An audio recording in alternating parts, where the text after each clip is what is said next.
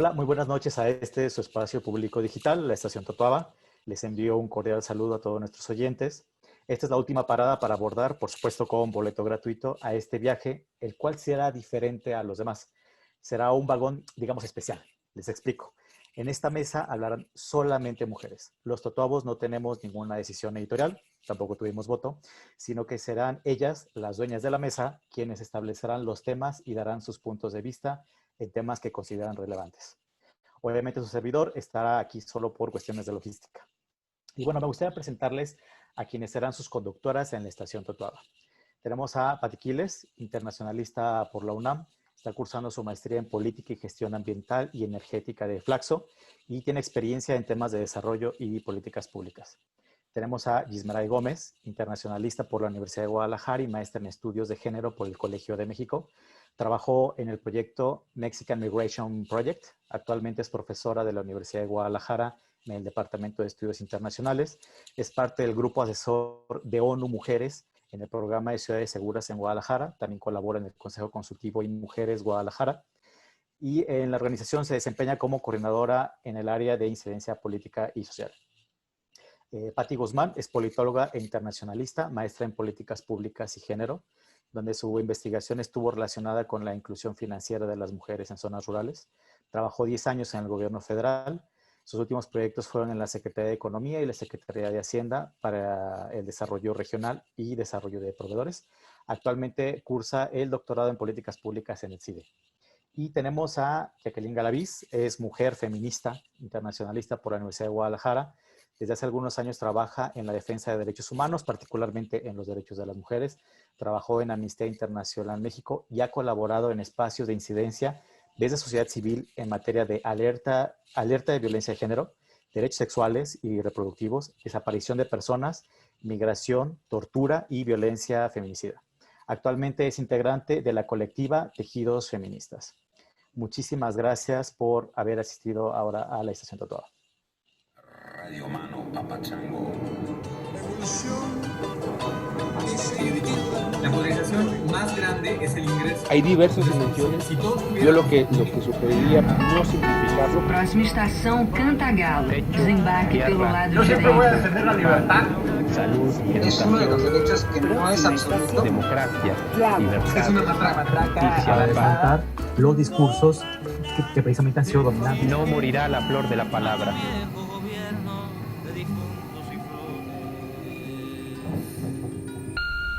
Estación Totoaba.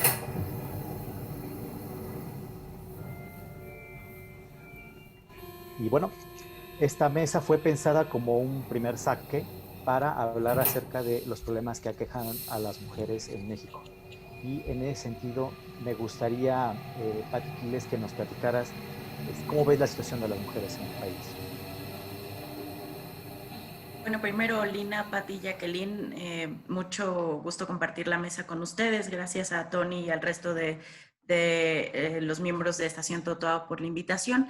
Y sin duda vivimos un momento específico y muy particular, no solo en México, sino a nivel internacional, en el tema de las mujeres y el tema en general, ¿no? Estamos atravesando una crisis sanitaria internacional, la cual ha evolucionado rápidamente y ha cambiado también la forma en la que pensamos el mundo y la forma en la que interactuamos, ¿no? Y a su paso también ha desencadenado procesos traumáticos a nivel mundial y sobre todo revelando profundas fallas estructurales en el liderazgo, en las instituciones públicas y las formas de organización de la sociedad. Y esto, por supuesto, afecta especialmente a aquellos grupos vulnerables y a aquellos grupos como lo son las mujeres, que ya vienen arrastrando una serie de fallas, como decía, estructurales, ¿no?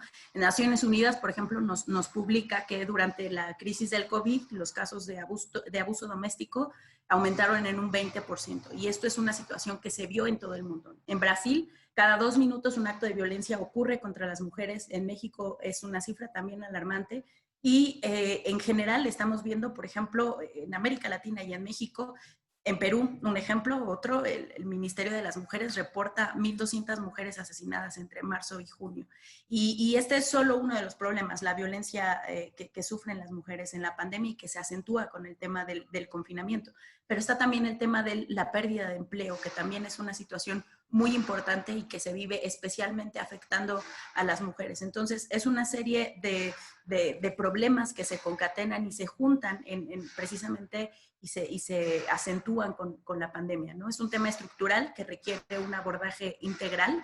Sí, claro, a las mujeres les fue peor con la pandemia y como se menciona, pues es una metacrisis, ¿no? Hay autores que hablan de una metacrisis, es decir, no es solo la atención de un tema sanitario, sino lo es económico, lo es social, pero lo es mucho más para las mujeres, ¿no? Entonces, empezaría con compartir eso, de cómo la situación de la crisis sanitaria ha profundizado los problemas por los que ya atraviesan de por sí las mujeres y la necesidad de poner en marcha programas que no sean paliativos, sino que atiendan esta cuestión de una manera estructural e integral.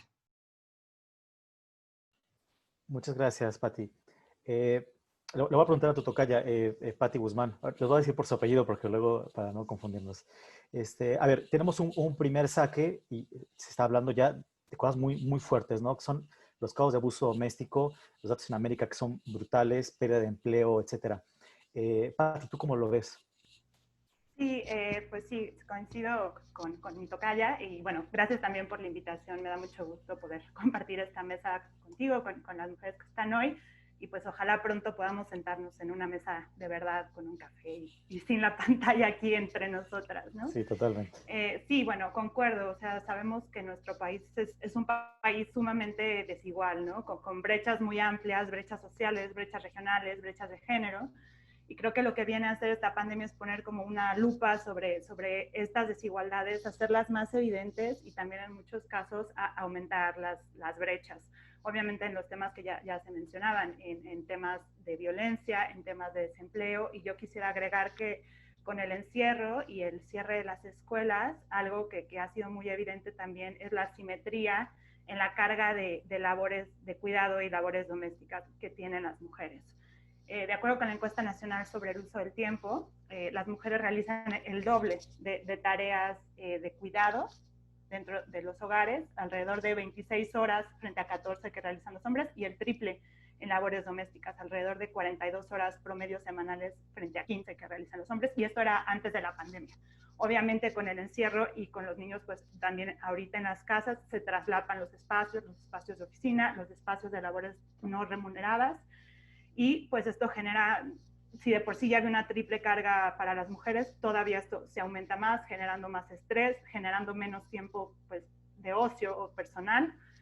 Y pues creo que esto tiene que ver con desigualdades que pues ya estaban presentes en nuestro país, ¿no? Esta división sexual del trabajo, donde el hombre se ve como el proveedor, quien está en este espacio público, quien realiza labores no remuneradas, y la mujer como que está en el espacio privado, realizando trabajos que no son remunerados, y pues esto es un problema, ¿no? Porque al final, digamos, las labores de cuidado son fundamentales para la sociedad, ¿no? Cuidado físico, pero también cuidado emocional, y creo que al final esta sociedad o este sistema económico no ha reconocido este tipo de trabajos lo suficiente, ¿no? No le da el reconocimiento suficiente y no se ven tampoco como responsabilidades compartidas. Creo que esto lo podemos ver en lo cotidiano, ¿no? Como cuando dicen, no, pues, ay, qué lindo que le ayuda a lavar los trastes, o mira, es un santo porque va con sus hijos, por sus hijos a la escuela, ¿no? Cuando son responsabilidades compartidas y se deberían de ver así.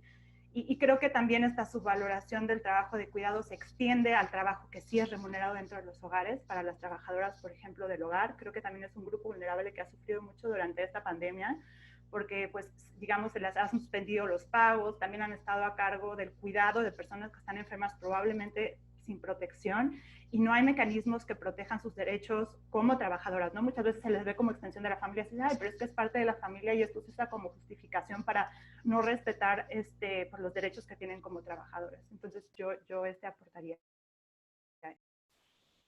Muchas gracias, Pati. Gismeray, entonces ya empezamos a armar los componentes, ¿no? Por un lado tenemos, lo que comentaba Pati Quiles, que era acerca del abuso doméstico, los datos en Latinoamérica, la pérdida de empleo, y también por otro lado empezamos ya a ver la división sexual del trabajo, la desigualdad y brechas sociales, y esta doble y triple tarea que tiene la mujer, que aparte no se reconoce, como bien lo plantea Pati Guzmán.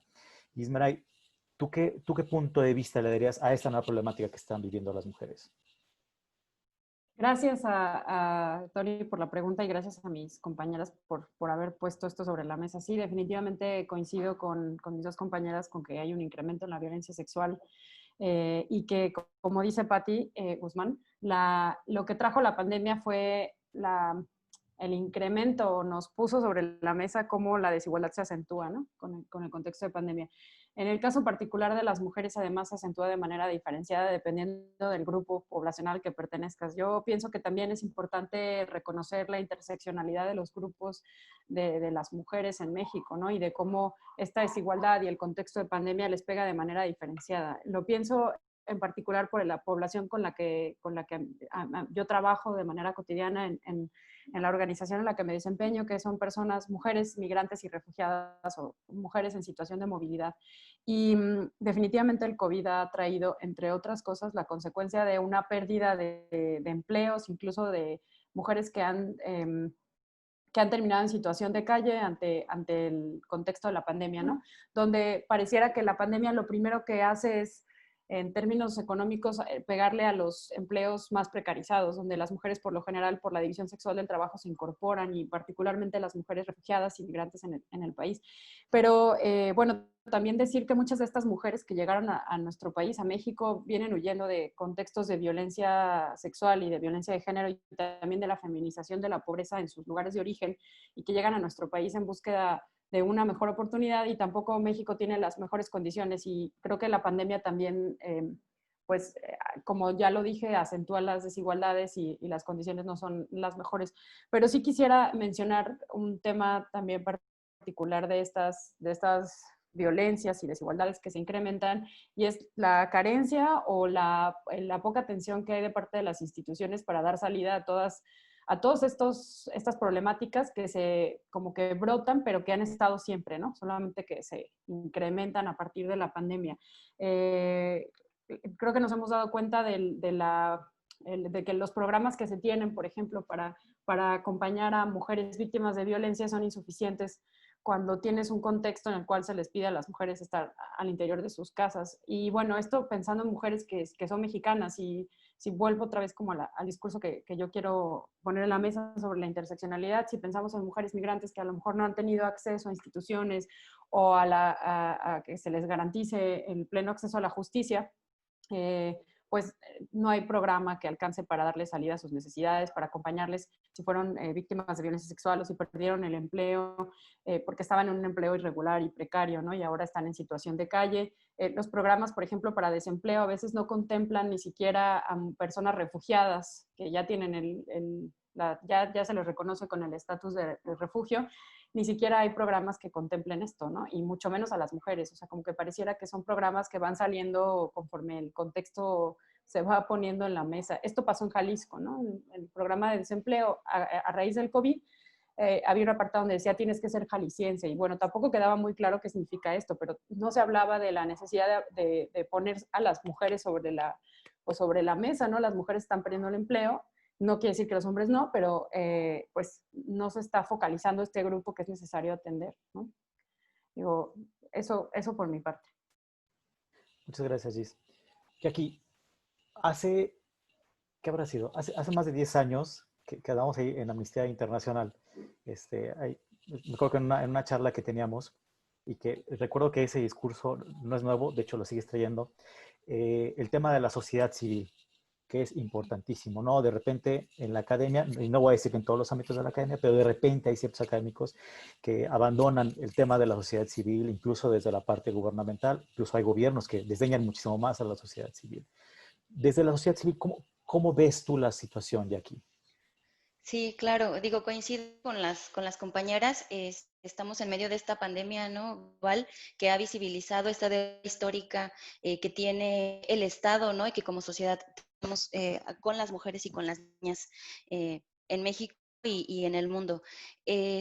Solo quisiera como precisar por ahí que las mujeres y las niñas no somos un grupo vulnerable, ¿no? Sino que somos un grupo que históricamente ha sido vulnerado, pero que somos tan capaces y tan plenas de como cualquier otra población, ¿no? O sea, sí, no quitarle esa responsabilidad al Estado que siempre en la sociedad civil estamos como señalando, ¿no? Recordemos que esta pandemia se suma a un contexto que en México tenemos ya más de 10 años en una crisis grave de violaciones a derechos humanos, ¿no? Donde tenemos miles de personas desaparecidas, donde la tortura es una cuestión que está todos los días presente en el sistema de justicia en México, y que está también como abrazada por este sistema patriarcal en el que vivimos, ¿no? En el que se imponen estos roles o estos estereotipos de lo que es corresponde a la mujer, al hombre, ¿no? Lo femenino, lo masculino, y siempre preponderando lo masculino y añadiendo todas las características negativas, digamos, o débiles hacia las mujeres. Y entonces, en este contexto es en el que recibimos esta pandemia y en el que se visibiliza todo esto que ya estaba sucediendo y que se ha incrementado por el espacio de confinamiento que ahorita me imagino vamos a tocar. En México, de acuerdo con el Secretariado Ejecutivo del Sistema Nacional de Seguridad Pública, agosto 31 de este año han sido asesinadas en México 2.532 mujeres, de las cuales solamente 626 se tienen o se han abierto carpetas de investigación como feminicidio, ¿no? Pero recordemos que las organizaciones expertas de sociedad civil nos señalan que es entre el 80 y 85% de feminicidios, o sea, los asesinatos de mujeres, el 80-85 son feminicidios, pero no son condenados o abiertas las carpetas de investigación como tal, ¿no? Porque hay una falta de reconocimiento del estado, del nivel de violencia en el que estamos viviendo las mujeres. Y recordemos que a lo largo de la vida de las mujeres y niñas, lamentablemente todas vamos a vivir violencias. Recordemos que hay distintas modalidades que pueden terminar, ¿no? En esta violencia extrema que es el feminicidio de una mujer, y que lamentablemente la vimos en los distintos ámbitos en los que nos movemos, ¿no? Familiar, comunitario, laboral. Entonces, yo creo que sí es bien importante analizar siempre qué ha hecho o qué ha dejado de hacer el Estado para que lleguemos a este nivel de violencia, ¿no? Cómo ha estado ausente la respuesta gubernamental y cómo desde sociedad civil, soy una fehaciente creyente que sociedad civil es quien mueve los engranajes, porque si no, hay un interés porque todo permanezca igual, ¿no? Y ha sido sociedad civil y han sido las víctimas en este país quienes han impulsado grandes reformas. En 2007 se impulsó y se creó esta ley que tenemos en México, que siempre, hasta el nombre parece como ridículo, ¿no? O irrisorio, que es la Ley General de Acceso de las Mujeres a una Vida Libre de Violencia. Es decir, tuvieron que legislar para garantizar que las mujeres y las niñas podamos tener el derecho a vivir libres de violencia, ¿no? En este país. Y así como esta ley, pues se han generado distintos mecanismos, instituciones, ¿no? Programas, proyectos, dependencias, pero que tanto lo normativo, lo institucional realmente se ha trasladado a la mejora y una vida más digna y plena para las mujeres y niñas. Ahí es donde hay que poner también mucho los ojos, y también otro de los temas importantes es, además de estas leyes y estas instituciones, qué tanto presupuesto en realidad se está designando a los programas, cómo se está ejecutando el presupuesto que se señala para temas de violencia. Me parece que es importante darnos una clavada en la legislación, ¿no? Local y nacional. En México tenemos un modelo único en el mundo, que es la alerta de violencia de género, que está contemplada en la Ley General de Acceso. Es un mecanismo que se tiene que activar, así como se activa cuando hay una situación de naturaleza, ¿no? Donde todas las dependencias tendrían que organizarse y coordinarse para atender una situación. Así es la alerta de violencia. Sin embargo, vemos que realmente los gobiernos no han querido entender de qué se trata la alerta, y han sido mecanismos que han sido por ahí como dejados de lado. En Jalisco, que es donde yo me encuentro trabajando, tenemos dos alertas activas, una alerta local y una alerta federal. Sin embargo, Jalisco, de acuerdo con la ENDIRE de 2016, se encuentra en tercer lugar a nivel nacional en violencia general y dentro de los 5 primeros lugares en todas las demás modalidades de violencia. Entonces, creo que es importante que sociedad civil esté ahí señalando y pues evidenciando lo que está dejando de hacer el Estado, ¿no? Para atender esta crisis terrible que estamos viviendo. Muchas gracias, Jackie. A ver, un tema que creo que ha salido en varias de las participaciones es acerca del rol del Estado. Es decir, ¿qué es lo que ha dejado de hacer el Estado? ¿Qué es lo que está haciendo mal? Y bien, justo creo que Jackie da en el punto, porque no es solo lo normativo, es decir, lo normativo ciertamente tiene impacto, pero después es un debate que tenemos mucho en políticas públicas, ¿no? La parte de la implementación, es decir, que exista la ley no quiere decir que se vaya a implementar, y en varias de sus participaciones lo vi. En ese sentido, me gustaría, Patti Guzmán, justamente de lo que hablabas de la división sexual del trabajo, de la desigualdad, etcétera, ¿cuál crees que debería ser el rol del Estado para poder ser un poco más eficiente en esos temas? Sí, pues sí, yo creo que al final el Estado pues ha sido, digo, lo hemos visto, ¿no? Como que ha descalificado las exigencias o muchas de las exigencias de las mujeres. Creo que en este tema, pues el presupuesto, ¿no? Cómo se aplica el presupuesto y también el discurso presidencial nos habla mucho de cuáles son las prioridades del actual gobierno y claramente no son las mujeres. Yo recuerdo en el tema que yo hablaba 2 declaraciones del presidente, ¿no? Una en un evento creo que fue en Texcoco, que decía que las mujeres cuidaban mucho mejor a sus padres, ¿no? Que los hombres eran más desapegados, pero que las mujeres siempre tenían como esta vocación, obviamente reproduciendo todos estos estereotipos, y también decía algo que me parece muy grave, o sea, nos comparaba con Europa, ¿no? Decía, en Europa llevan a sus adultos mayores a casas de retiro como si esto fuera algo malo, pero en México la familia cuida por tradición. Entonces aquí se está desprendiendo totalmente las responsabilidades, la familia, la responsable de cuidar, y el Estado, pues aquí digamos se lava las manos, ¿no? Cuando al final yo creo que es una responsabilidad compartida, sí, la familia, pero también el Estado y también el sector público, porque el sector privado también ha estado un poco como observador, pero creo que también tiene que crear espacios de trabajo que permitan como conciliar esta parte, reconocer y respetar las jornadas de trabajo de 8 horas, y obviamente pues esto tiene que estar sustentado con la normatividad, pero el Estado tiene que reconocer su responsabilidad, y creo que al decir la familia es quien es la responsable del cuidado, pues se deslinda totalmente. Y por ejemplo, igual con el recorte el año pasado a las estancias infantiles, ¿no? O sea, que decía, pues yo mejor le doy el dinero a la abuela, que ellos los cuidan mejor. O sea, creo que al final su discurso constantemente le ha puesto la responsabilidad a la familia, el Estado se ha deslindado, y pues creo que sí se necesita primero reconocer esas responsabilidades, segundo también que el sector privado pues reconozca la responsabilidad que tiene por su parte, y por ejemplo en un caso muy específico que hablaba de las trabajadoras del hogar, creo que sí fue muy importante que el año pasado se ratificara el convenio 189 de la OIT, que era pues, una deuda, ¿no? Algo que teníamos pendiente, también los cambios a la Ley de Seguridad Social y Ley Federal del Trabajo, pero hay que ver esa parte de la implementación, ¿no? No basta que esté en papel, habrá que ver cómo se reconocen los derechos de estas trabajadoras y cómo se refuerzan y se vigila que realmente se estén cumpliendo con estos derechos que ya están establecidos en la ley. Muchas gracias, Patti. Me gusta mucho el enfoque que le da Patti, porque es acerca precisamente de la desigualdad que existe en la mujer en la división sexual del trabajo, etc. Y también toca precisamente cambios que existieron en las leyes, por ejemplo, en el caso también de la aceptación del convenio 189 de la OIT. Y Patti Quiles, tú eres experta en temas internacionales y le diste mucho en ese sentido el punto de vista.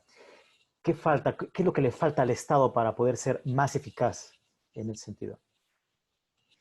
Mira, creo que coincido con mis compañeras en lo que han comentado, y me gustó mucho un punto que comenta Lina, o lo que pone sobre la mesa Lina, respecto a la transversalidad y la integralidad que tienen que tener las políticas públicas, y yo diría en general desde la legislación, ¿no? Porque no solo es hablar de legislación, es hablar de diseño, implementación, seguimiento, evaluación y reformulación de aquellas políticas públicas que no estén funcionando, ¿no? Entonces, estamos hablando de un problema estructural que difícilmente se puede atender de manera, que si no se atiende de manera sistémica nos va a generar problemas. Es decir, no se puede atender un problema que tienen las mujeres en materia de vivienda si se hace de manera aislada al tema educativo, al tema de trabajos.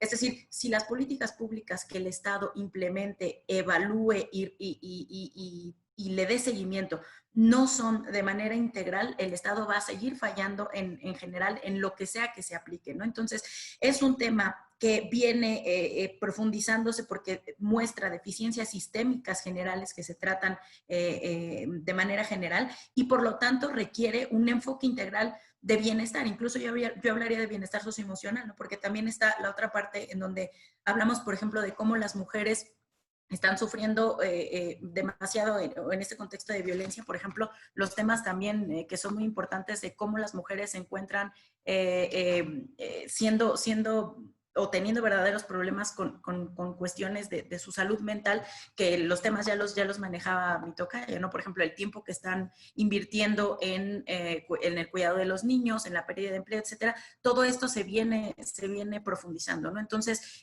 no es un tema que se pueda tomar, insisto, de manera aislada. En América Latina, por ejemplo, 17 países tienen legislación de feminicidio. Sin embargo, las cifras de feminicidio en México y en América Latina en general no es que hayan disminuido porque existe una ley que categoriza al homicidio de mujeres de manera distinta. Entonces, no sirve una legislación que se hace de manera aislada, sino el abordaje tiene que ser integral, y me parece que ahí el rol del Estado tiene que ser mucho más enfático, ¿no? No solo, y lo decía también Jacqueline, en la implementación o en la incorporación de legislación que atienda problemas, sino en una serie de cascada en el diseño e implementación.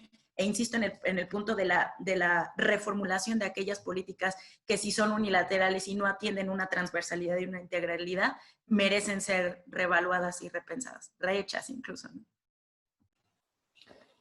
A ver, Gismeray, fíjate que está complicado acá, ¿eh? Ya lo pusieron todavía más complicado. Es decir, es integral, y de hecho me gusta mucho cómo Patti Quiles ya habla acerca de la complejidad. Es decir, no solamente corresponde a una institución, sino que la solución será muchísimo más compleja.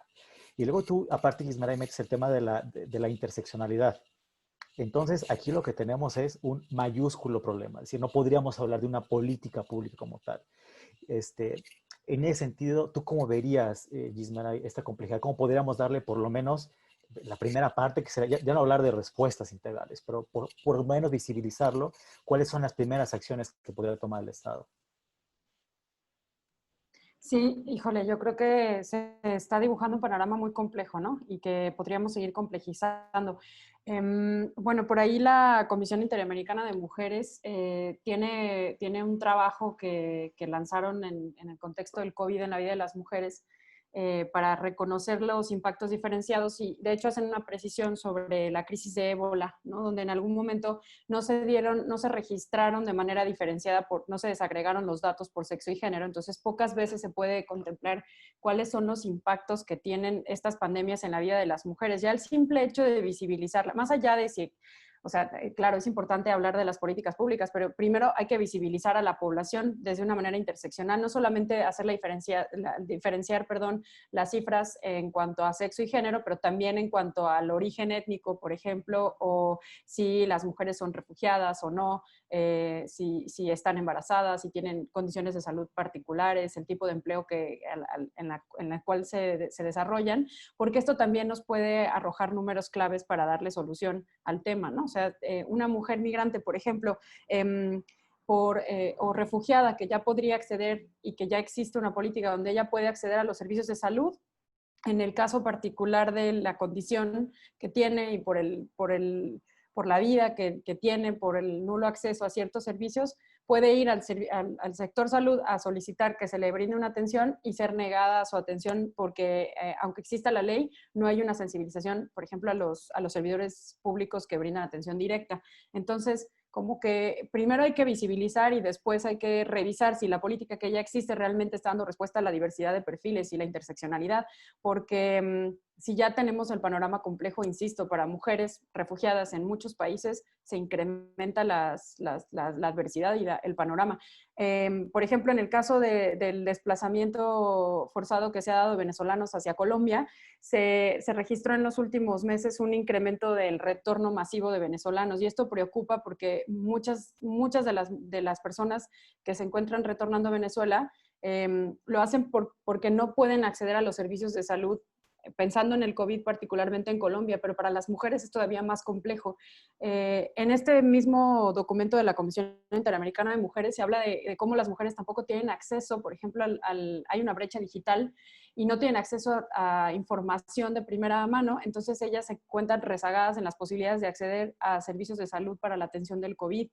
Y además, otro de los peligros es que cuando regresan a Venezuela están sujetas a probabilidades de ser extorsionadas, de violencia sexual, incluso de trata, ¿no? Entonces son como como la necesidad de hablar de la interseccionalidad para no solamente pues, mencionarla, sino visibilizarla y atender las diversas necesidades que de cada grupo emanan para luego hacer la revisión de políticas públicas, pero y sobre todo revisar la implementación. Jackie, a ver, de repente en abstracto, tú fuiste muy crítica con el Estado, de repente en abstracto pareciera que seguimos un ciclo natural de políticas públicas, ¿no? El diseño, implementación, evaluación, mejora y regresamos. Desde la sociedad civil, de repente yo siento que en el discurso no parece que sea tan cierto, ¿no? Hay que estar empujando, decías tú, hay que estar empujando al Estado, hay que estar dando lata, porque los cambios no vienen desde adentro. Es decir, ser autocrítico, no solo de manera individual, sino como Estado, es muy, muy complicado. Sí. ¿Tú cómo ves, Jackie, cómo ves esta perspectiva para hacia el Estado? Sí, creo que algo que es importante, y lo decía Patricia, ¿no? O sea, el discurso que se da desde los mandos directivos es súper importante, ¿no?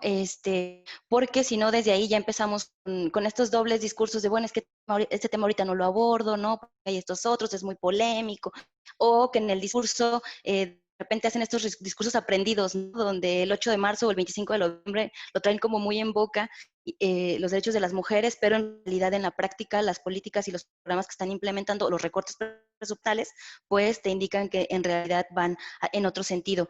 Creo que es súper importante el tema de procesos de formación, ¿no? Con un enfoque diferencial, como ya decía Lina, con perspectiva de género, con derechos humanos, y mayores recursos económicos humanos. Pero también algo que es súper importante, el tema de sanciones. O sea, nosotras en las mesas de incidencia con gobierno hablamos, ok, procesos de formación, no capacitación, ¿no? O sea, háblame también cómo está tu rotación de personal, porque siempre lo que reportan, lamentablemente, hacen falta indicadores de resultados, ¿no? No solamente de proceso, que es también otra cosa que hace falta muchísimo a los gobiernos, porque de nada nos sirve que me digas que tuviste 20 capacitaciones con 3,000 funcionarios o funcionarias públicas, sino que cómo esos procesos se traducen otra vez en cuestiones tangibles para el acceso de los derechos de las mujeres. Estadísticas, como lo mencionaba Lina también, o sea, de verdad es impresionante el nivel de ausencia y de compromiso que hay en los distintos niveles de gobierno en materia de violencia contra las mujeres. Hay una ausencia, hay obligaciones, ¿no? También están en las legislaciones donde tienen que llenar el BANAIM, ¿no? Este Banco Nacional de Datos de Violencia, y ni siquiera muchos de los funcionarios o funcionarias saben cómo llenarlo, saben qué les toca llenarlo, ¿no? Entonces también esa es una ausencia también de información para ir en la progresividad de políticas públicas. Y creo que algo que también yo regreso siempre a esta parte es el tema de organismos de vigilancia desde sociedad civil y que también sean implementados desde las distintas secretarías del Estado, ¿no? Es un mandato que incluso se da en una de sus recomendaciones de 2018, lo hace a México, la integración de sociedad civil experta en sus mecanismos de evaluación y seguimiento para poder estar ahí, atentas.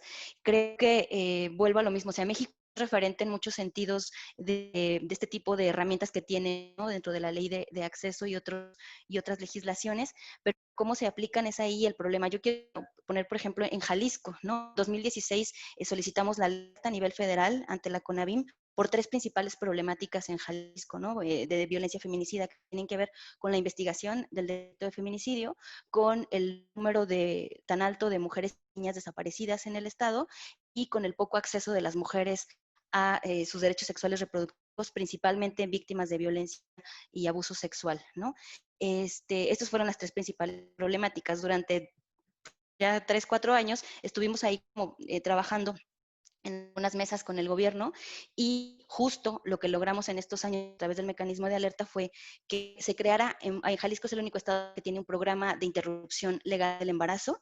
Tiene también, otro de los procesos que se lograron fue rehacer totalmente el protocolo ALBA para la búsqueda de personas, de mujeres y de niñas, y nuevamente se formó un protocolo para la investigación de feminicidio. Es uno de los protocolos a nivel nacional con estándares mucho más altos, y aún así, ¿no? Aún así, con estas instituciones, con estos marcos normativos, la implementación no es real. Nosotras hicimos citas in situ al interior del Estado, a distintas regiones sanitarias y fiscalías regionales para saber cómo estaban implementando estas herramientas, ¿no? que se acababan de sacar y no las conocían. Nosotras nos tocó informarles a algunas personas en estas oficinas que ellas eran las titulares del programa en la región, ¿no? De acuerdo al listado que el mismo Estado nos había dado. Entonces, de verdad, es impresionante también cómo al interior del Estado, aquí en Jalisco, pero me imagino que sí estamos en el país, aún se vive todavía peor la violencia, ¿no? O sea, porque se centraliza, así como la política pública y la lucha social, también todos estos programas se centralizan y entonces las mujeres que viven al interior del Estado sufren todavía procesos de revictimización mucho más grandes, ¿no? Tienen que trasladarse sus propios recursos hacia la capital del Estado para poder poner una denuncia, ¿no? Para poder ser, acceder a algunos servicios y siguen siendo revictimizadas acá. Entonces creo que es bien importante la vigilancia. Yo insisto mucho en la vigilancia desde academia, desde sociedad civil, para ver cómo está actuando el Estado, ¿no? En Jalisco, por ejemplo, este año tenemos 117 millones de pesos para acciones de alerta desde la Secretaría de Igualdad, solamente desde la Secretaría de Igualdad. Pero creemos que es muy importante ver cómo lo están ejecutando. Nosotros el año pasado hacíamos una revisión del presupuesto de alerta y, por ejemplo, veíamos el Instituto Jalisciense de Ciencias Forenses, que es una dependencia que tiene muchísimas carencias, ¿no? Lo vimos hace unos años con la crisis de los trailers y todos estos problemas que han tenido el instituto acá. Pues finalmente el año pasado se le designaron 30 millones de pesos para atender acciones de alerta, específicamente acciones de alerta, ¿no?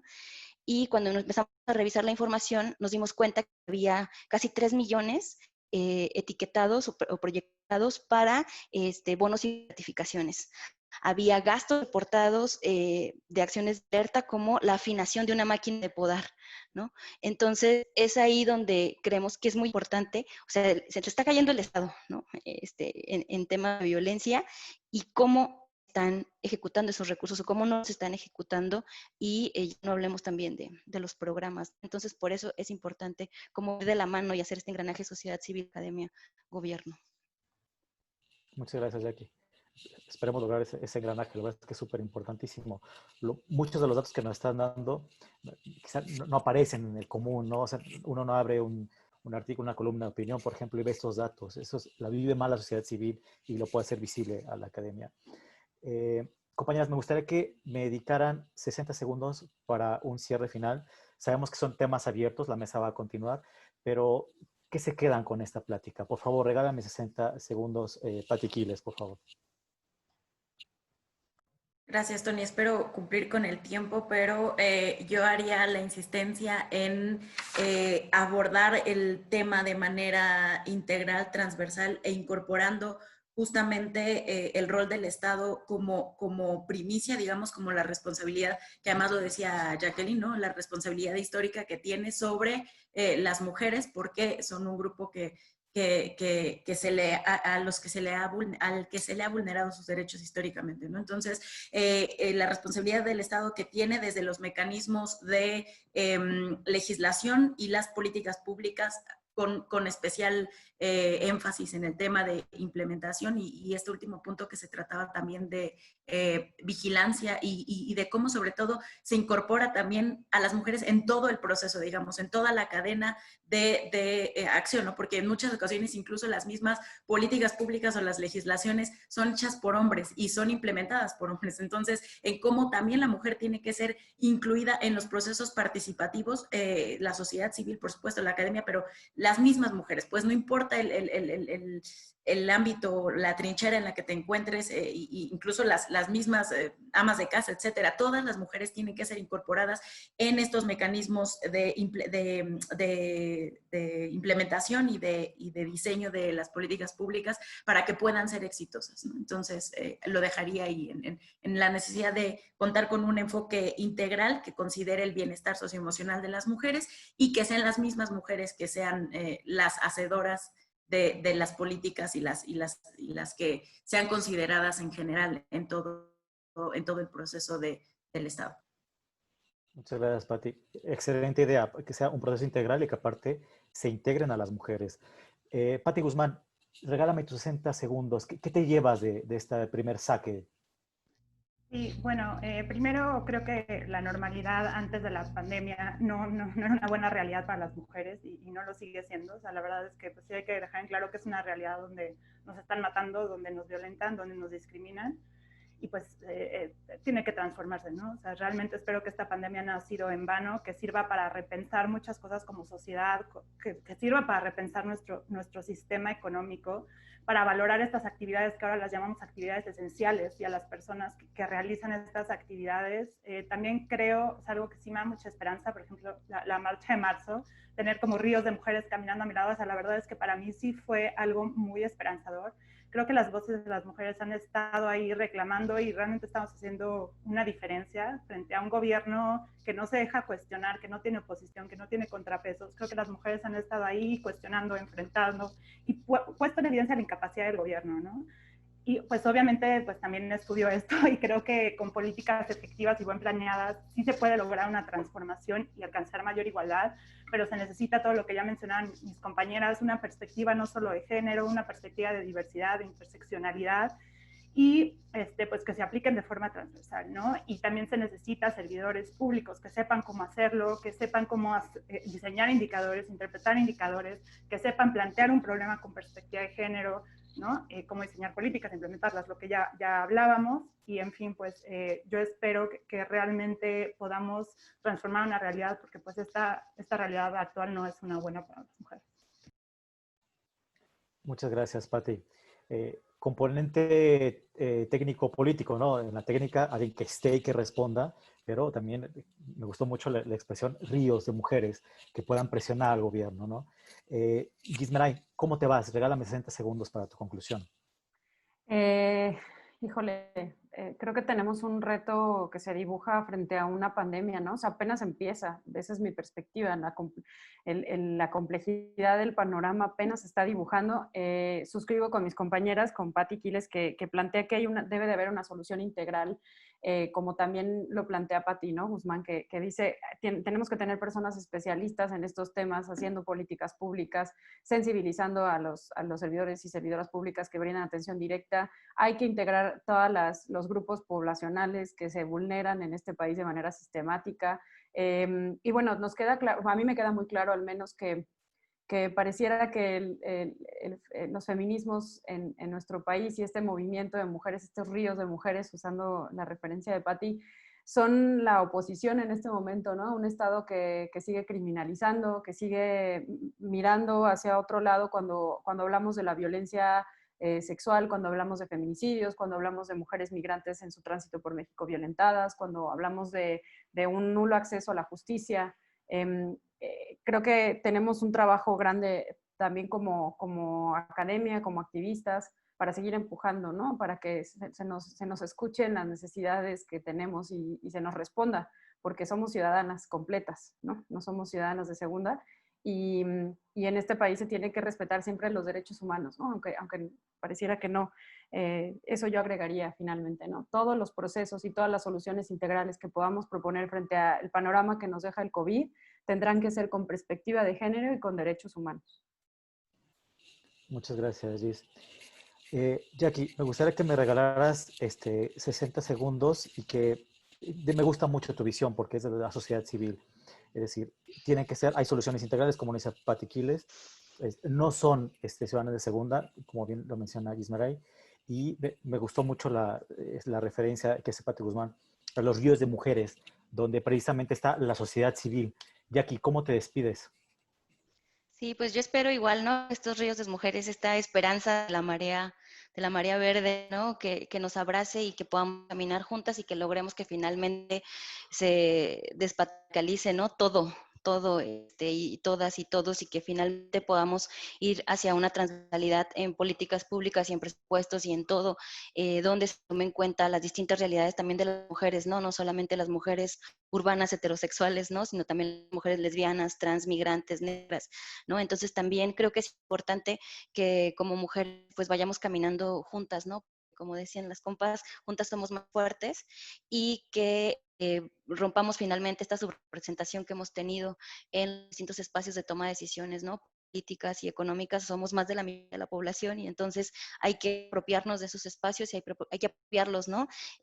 Con los feminismos. Creo que es importante, y escuchar, ¿no? Opciones alternas como las compañeras zapatistas o como las compañeras radicales también, no todas tenemos algo que decir. Yo me he descubierto últimamente muy institucional, pero creo que en la lucha cabemos todas y creo que eso es importante, o sea, escucharnos y reconocernos y, pues no sé, empujar hacia este camino de esperanza, ¿no? Que sea mucho más digno y más equitativo para todas las mujeres y niñas.